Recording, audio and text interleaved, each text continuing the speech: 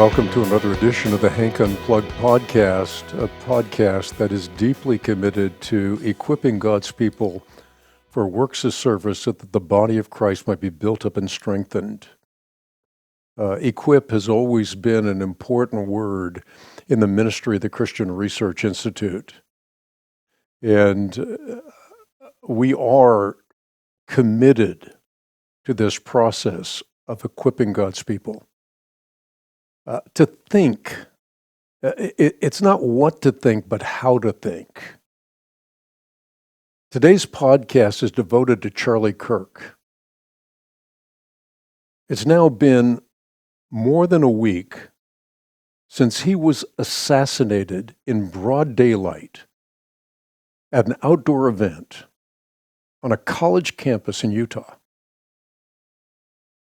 It's been a little more than a week since he became a statistic of the surging woke worldview war, a statistic of an uprising against the Judeo-Christian ethic. All of this spells an insidious revolt, a revolt that many Christians have a really hard time wrapping their minds around. And therefore, I thought to come into the studio today and talk on Hank Unplugged about some of the dynamics involved in this assassination. Let me just begin by summarizing the issue at hand. I always try to do this in memorable fashion, and I'll do this today using the word woke. So each one of the sections of this podcast, I'm going to talk about one of those letters. I'm going to start with the W, then the O, then the K, and then the E. The W represents the word worldview. Students, particularly students in the West, are being propagandized by a woke worldview. And Charlie Kirk was singularly committed to dismantling the absurdities of this paradigm, and to do so in polite and principled public discussion. The O in woke will serve to remind us of the word oppression. The woke West seems intractably bent on taking the Marxist oppressor-oppressed maxim to unthinkable extremes. Their objective is to liberate an entire generation from such perceived oppressions as cis-gender normativity, as well as from the oppression of what is perceived to be arbitrary moral law. When I talk about the K, I do so to emblazon upon our collective consciousness that kids, your kids, my kids, are a primary target of leftist woke revolutionaries. Charlie Kirk recognized this reality, and as such, he became the enticing target for an assassin's bullet. Then finally, the E in woke, which serves to remind you and I of extremism. Extremism in education, in environmentalism, in entertainment, and much more. In sum, the murder of Charlie Kirk is emblematic of the woke worldview war. It's a worldview war being waged against you, against your children, and against the very soul of Western civilization. So let me take just a few minutes to flesh out this most critical matter for you. First, again, I'm going to elaborate on the W in woke, which will serve to remind you of the worldview of wokeism. This worldview, the woke worldview, is personified by by Charlie Kirk's assassin, allegedly a guy by the name of Tyler Robinson, a 22-year-old who prior to firing the bullet that took Kirk's life, was actually living out the precepts of wokeism with a transgender lover, with a male who was not only transitioning to female, but with a male who allegedly believes himself to be a furry. This is kind of hard to explain if you've never heard it before, but it's an unconscionable concept, a concept that is often sanitized as trans-speciesism. This is an increasingly popular notion, hard to believe, but it is, an increasingly popular notion of not identifying with your own humanity, but rather with the nature and the proclivities of an animal, of a cat, or a dog, or you name it. All of this is too predictably common for woke activists. And it is likely that Robinson believed Kirk to be the very personification of America. America in the sense of a country systematically bigoted in precept and in practice. A country of oppressors. Those who oppress the transgender and trans species devotees. So in the woke worldview, heterosexual white males have been designated, viewed as tyrants. And a primary target of their alleged tyranny is transgenderism and transspeciesism. In this illusory woke worldview, it is said that boys can transition into girls and vice versa, and humans are believed to be capable of magically transforming even their biological species. In other words, the devotees of wokeism attempt to take what God Almighty has made and then remake it after their own image and likeness. They engage in top and bottom surgeries, fully cognizant of the reality that there is much that their surgical savageries simply cannot extend to. In fact, let me say this, a dirty little secret. It's veiled in woke speak, and it is that the pseudo-deities of wokeism are impotent. They're actually impotent to change biological sex. They can't do it on a cellular level. They're impotent in that the human brain is a sex-typed organ, and that there are inalterable biological differences in how male and female brains are wired. Our bodies are not only organized for physical reproduction, but human beings created in the image and likeness of God are both physical and metaphysical. Now, while philosophical naturalists flatly denied the existence of the immaterial soul, cultural narratives continue to pay lip service to its reality. And let me give you something that demonstrates this point. Think for a moment with me to the highly touted Olympian superstar Bruce Jenner.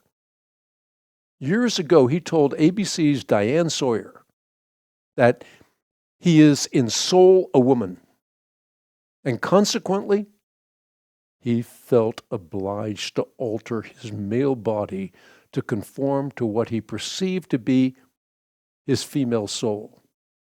Now, in actuality, there is no such thing as a female soul. The soul is sexless, and thus it's impossible to be a man trapped in a female body, or, for that matter, vice versa. But tragically, multiplied millions of students in the West are being indoctrinated in an absurd woke worldview, a woke worldview that does not conform to reality. Charlie Kirk was committed to dismantling the absurdities of this worldview and to do it in civilized public debate. Millions of kids in schools worldwide were heeding his voice. And thus Kirk became a target destined for death. So that's a little bit about the worldview behind all of this. Sort of like looking behind the curtain. Let me move on to the O in woke, which represents the word oppression. Charlie Kirk not only injected common sense into the anatomy of a woke worldview, but he fervently opposed the false oppressor dichotomy. And let me flesh that out. In the Marxist revolution, society is divided into two primary categories: bourgeois, their oppressors, and the proletariat, who are designated oppressed. Bourgeois oppressors, according to Karl Marx, surreptitiously employed religion to trap the proletarian masses in an illusory prison of happiness. And thus, with venomous disdain, he dubbed religion the sigh of the oppressed creature, the illusory happiness of the people. Not real, but illusory happiness of the people. And then he maliciously demanded that religion be abolished. Now, neo-Marxists, in the fashion of Kirk's alleged killer, are irretrievably bent on taking this Marxist maxim to unthinkable extremes. They're bent on liberating an entire generation from such perceived oppressions: cis-gender normativity, a classic example of what they call oppression, as well as from the oppression of what is perceived to be arbitrary moral law.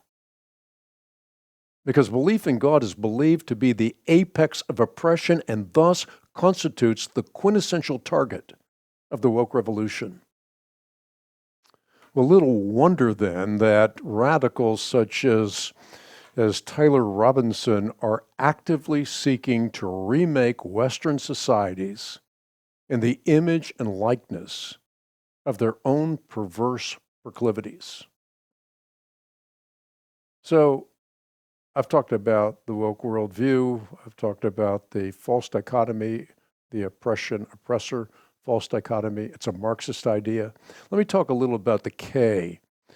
A little bit about the K in the acronym WOKE, which represents kids. Charlie Kirk understood better than most that kids are the primary target of leftist woke revolutionaries, which is a chilling reminder of what happened in Cambodia just 50 years or so ago. I was recently in Cambodia. I saw the carnage. It's still there in display so that we never forget what happened in Cambodia.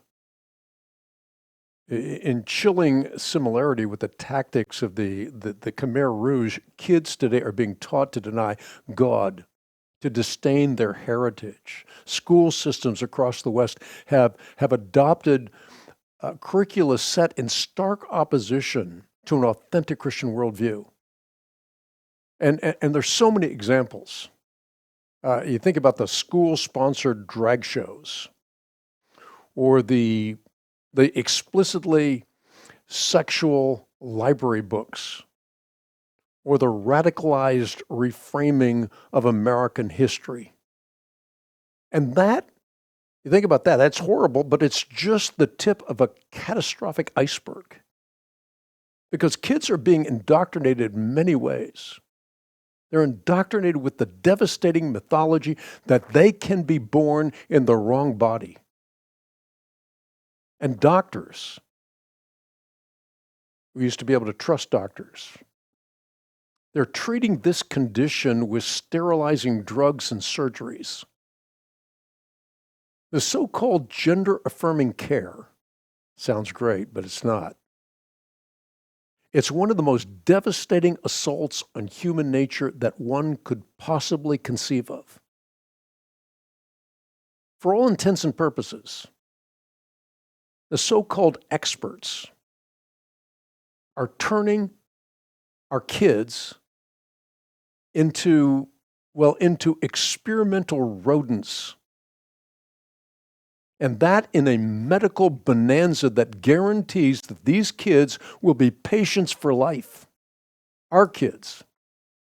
Kids emblematic of the bleak future of an increasingly woke West. The last point, the E in woke, represents the word extremism. If woke revolutionaries revel in anything, they revel in extremism. Early in the educational process, children are introduced to, well, let's say, the gender unicorn. This is a seemingly endearing character that cleverly undermines basic biology in guiding impressionable kids through a subjective process of sex selection. And that's not all. Taking these extremist tactics to an even more alarming level, the NEA, the National Education Association, is overwhelmingly using its constituents as the base for false narratives on tropes that range from white supremacy to critical race theory. And even the 1619 project, the infamous 16, I shouldn't invert those. I mean, because this has been a real blight on our civilization. The 1619 project is a reframing of American history. It's a lie, quite frankly. And adding to the extremism, the American Library Association offers workshops with a diversity, inclusion, and equity theme. And that includes drag queen story times in libraries. Hard to believe, but it does. And meanwhile, publishers have gotten in on the zealotry now by peddling the pornographic. I think a Lion Forge, a major publisher, they're a classic case in point. This publisher now markets such disturbing drivel as genderqueer. I'd like to talk about it, but really the content is so perverse, I can't. It's just too graphic to describe on air. But it's not just that smut is being peddled. Educational extremists are bent on banning classics. Classics ranging from Dr. Seuss, His Cat in the Hat, or Harper Lee's To Kill a Mockingbird. So they're getting rid of classics by adding smut.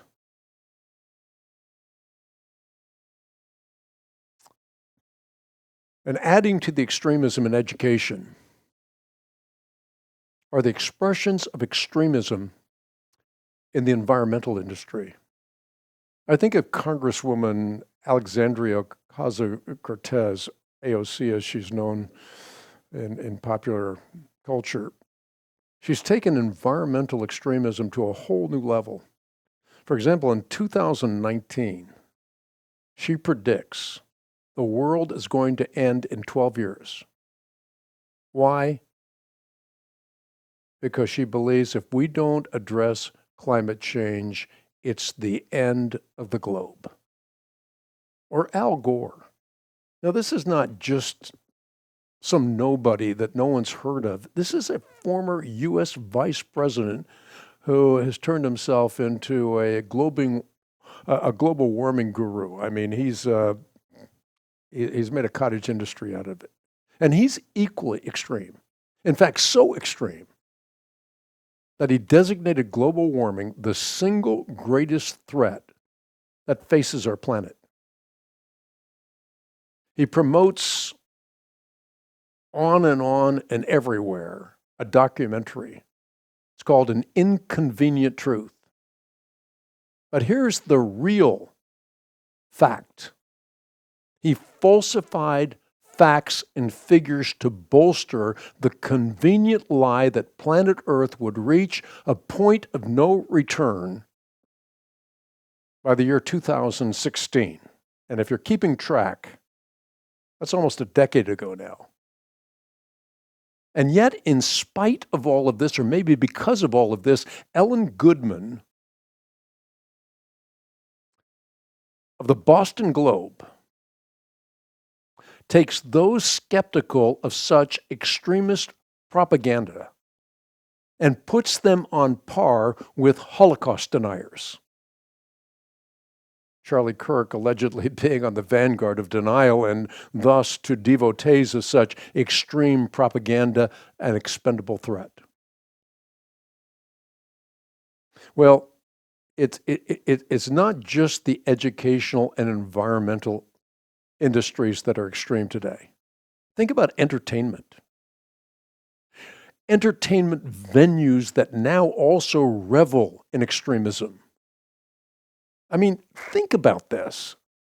We're talking about Disney, the Cartoon Network, Nickelodeon. They've collectively taken woke narratives to unimaginable extremes. I think of the Disney series Muppet Babies, which featured one of its characters, a character named Gonzo, dressing up in a ball gown and then transforming into what? Well, into Gonzarella. And for its part,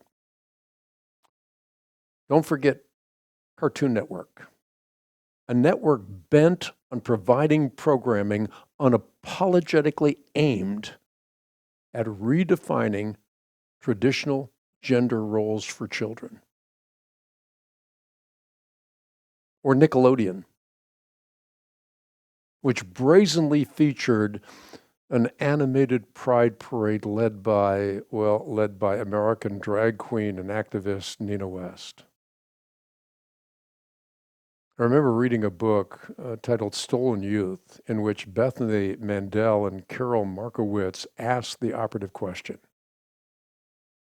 how does the most wholesome, the most family-friendly entertainment company, how does Disney, beloved for multiple generations by parents and kids alike, go so completely off the rails? Well, a generation ago, Alexander Solzhenitsyn, who was commenting on the Marxist revolution, provided the unforgettable answer. He said that men have forgotten God. That's why all of this has happened. As I ponder the recent assassination of Charlie Kirk, the question arises, a question that we should ask ourselves again and again. Why this and myriad other wokest catastrophes like it, why are they taking place in Western regions? And when we do, we can answer that question. Because the answer is found in an echo of Solzhenitsyn's words. We have forgotten our Creator. That's why this has happened. That's why Charlie Kirk, a husband, a father, a fearless defender of free speech, is now dead. Charlie Kirk stood at the forefront of the war on Western wokeism. And he understood better than most that to win the war against wokeism, we must speak openly and honestly about the enemies of freedom and civil society. He also understood that the problem is not ultimately fixed at the ballot box. Political activism does play a necessary role, but it is ultimately insufficient. Wokeism is not magically redeemed by political victories. Irrespective of the current political shift to the right, liberalism continues to hold sway in what I've just talked about, in the educational, entertainment, and environmental industries that create, that manipulate, and that disseminate ideological constructs that are driving Western civilization in a very, very dangerous and deadly direction. As such, I close by thanking God for people like Charlie Kirk and his wife Erica and his organization, his persistent challenges to the cult of wokeism. And of course, I also pray that God will continue to use the ministry of the Christian Research Institute at this anything but Christian moment. Use the Christian Research Institute, CRI, to equip you not only intellectually, but internally. We need to be equipped internally for this anything but Christian moment.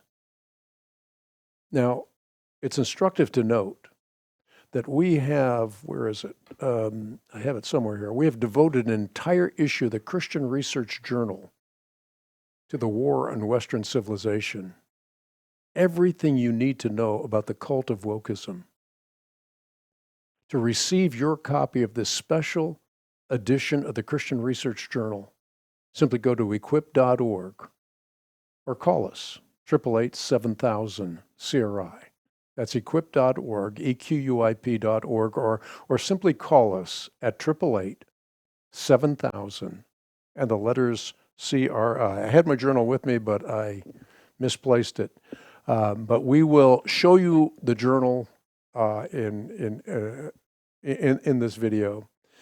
And I thank you for tuning in to this special edition of the Hank Unplugged podcast. I want to ask you to stand with this ministry. It's needed. Our mission is not just in the West, it's all around the world. You can stand with us prayerfully and financially by supporting us on the web at equip.org, EQUIP.org, or you can write me at Post Office Box 8500, Charlotte, North Carolina, zip code 28271. Again, P.O. Box 8500, Charlotte, North Carolina, zip code 28271. If you enjoy the podcast, please rate, review, and subscribe. It helps a lot. Thanks for tuning in to this special edition of the Hank Unplugged podcast. We look forward to seeing you next time with more.